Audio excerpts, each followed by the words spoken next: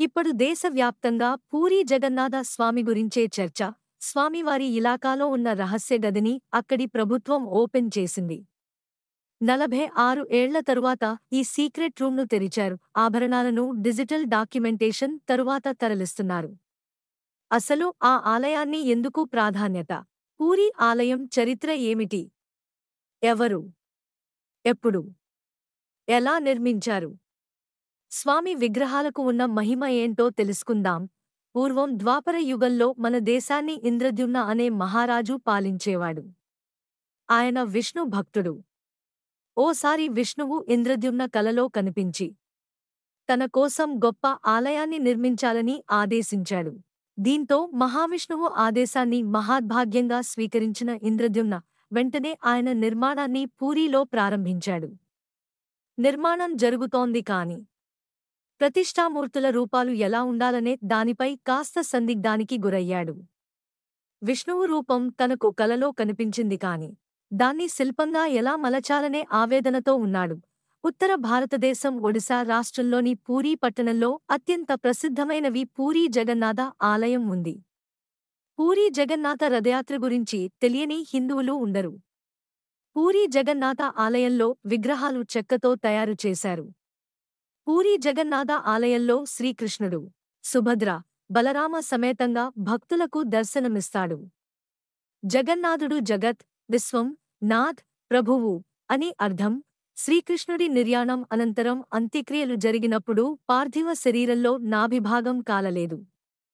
ఆ భాగాన్ని సముద్రలో పారవేశారు. అది కొంతకాలానికి సముద్రంలో నల్లటి విష్ణుమూర్తి శిలగా మారింది. విశ్వావసుడు సవర, గిరిజన జాతికి చెందని గిరిజనుడికి ఈ శిల దొరుకుతుంది. ఈ విగ్రహాన్ని నీలమాధవుడి పేరుతో ప్రతిష్ఠించి విశ్వావసుడు పూజలు చేస్తుండేవాడు. అతడు సమర్పించే అన్నం, పండ్లను విష్ణుమూర్తి మానవ రూపంలో వచ్చి తినేవాడు. ఈ విషయాన్ని నారదుడు ద్వారా మానవదేవపు రాజు ఇంద్రద్యుమ్నుడికి తెలుస్తుంది. దీంతో రాజు తన మనుషులను పంపి వెతికిస్తాడు. ఓ బ్రాహ్మణుడు! రాజు నీలమాధవుడి జాడ చెబుతాడు. ఇంద్రద్యుమ్నుడు వెళ్లి చూడగా విగ్రహం అదృశ్యమవుతుంది.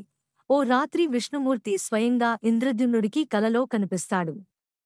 అశ్వమేధ యాగం చేస్తే తన విగ్రహం చెక్కరూపంలో సముద్రంలో లభిస్తుందని చెబుతాడు.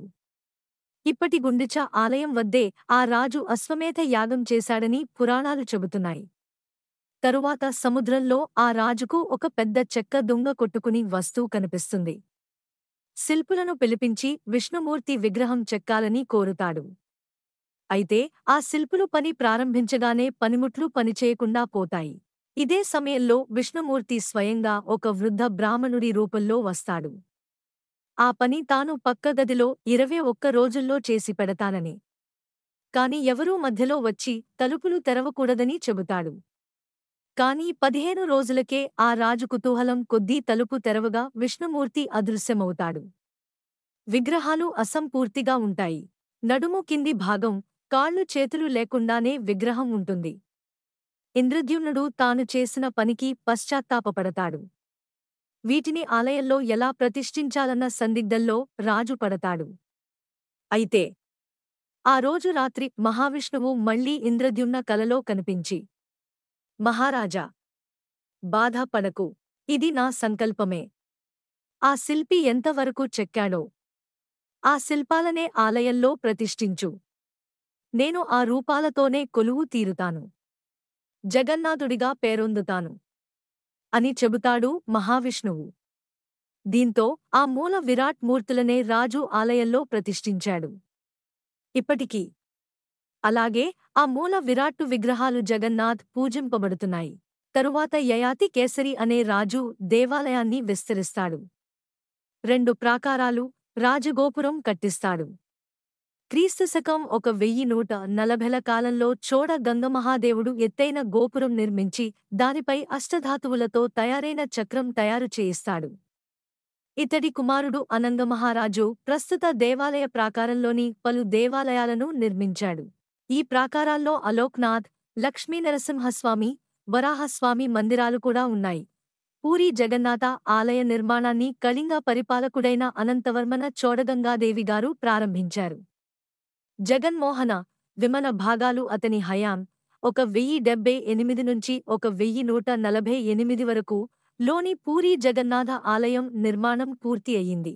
ఒడిశా పాలకుడైన అనంగ భీం దేవ 1174లో పూరీ జగన్నాథ ఆలయం పునర్నిర్మించారు. ప్రస్తుతం ఉన్న పూరీ జగన్నాథ దేవాలయం 12 శతాబ్దంలో రాజా అనంతవర్మ చోడగంగదేవ్ నిర్మాణం ప్రారంభం చేశారు. ఆయన మనుమడు రాజా అనంగభీమదేవ్ నిర్మాణం పూర్తి చేశారు. పూరీలో రాజు ఆ ఆలయాన్ని నిర్మించడం వల్ల ఆ ఆలయానికి పూరీ జగన్నాథ్ ఆలయం అని పేరు వచ్చింది. ఇది పూరీ జగన్నాథుడు వెలిసిన చరిత్ర.